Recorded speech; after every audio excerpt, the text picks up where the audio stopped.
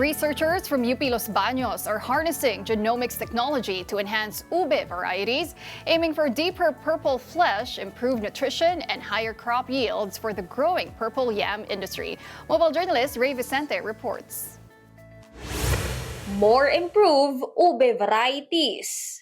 With purple yam becoming more popular in local and international markets, researchers from the University of the Philippines, Los Baños, are using genomics technologies to develop better ube qualities. The research project primarily aims for richer purple flesh, enhanced nutritional quality, and even higher yields. Majority ng ube sa atin ay kulay puti.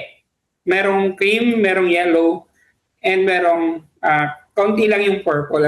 From the 188 collections, in-evaluate namin, namili kami ng 30 na purple talaga yung kulay. Tinignan namin yung yield, yung characteristics ng kulay, and from that, nakapili kami ng best 10. Lahat ng mga desirable characteristics ng ube dapat makuha natin. Using morphological and molecular analysis, the study found some accessions with favorable tuber shape and great yield performance. Among this is Kinampay, one of the top ube varieties in the country, predominantly found in Bohol. So this is considered as the queen of Philippine yam. Kasama to sa selections namin. And yun yung aming parang check variety. Doon namin kino-compare yung mga selections namin. Dapat ay ang Kinampay, mapataas natin yung yield, maging resistant siya doon sa disease. I-treat namin yung mga dahon, single leaf cuttings nung halaman para mag-mutate. Medyo mababa kasi yung yield ng Kinampay. So around 20 tons per hectare. Pero may mga selections kami na umaabot ng 60 tons per hectare. Some of these were already planted last April and expected to be harvested in February 2027.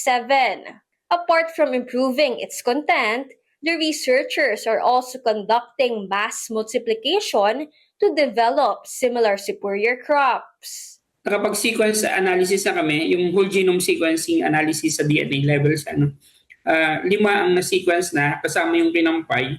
Magpapadami kami ng planting material by means of tissue culture, single leaf cutting technique, and yung field. Then yun nga gagawin, yung nutritional analysis gagawin din namin. So sa mutation breeding, we use chemical mutagen para baguhin yung genetic makeup nung ube. Yet amid the growing yam industry, the researcher echoed that production remains limited. Ang laki ng demand, kulang ng supply. Kulang tayo sa planting material, mababa yung ating production. Mas maganda sana kung meron tayong seed system, merong planting material na available na pwede nating i-supply sa farmers na maganda, selected sila, maganda yung yield, maganda yung characteristics. Kapatid Ray Vicente, we are One News.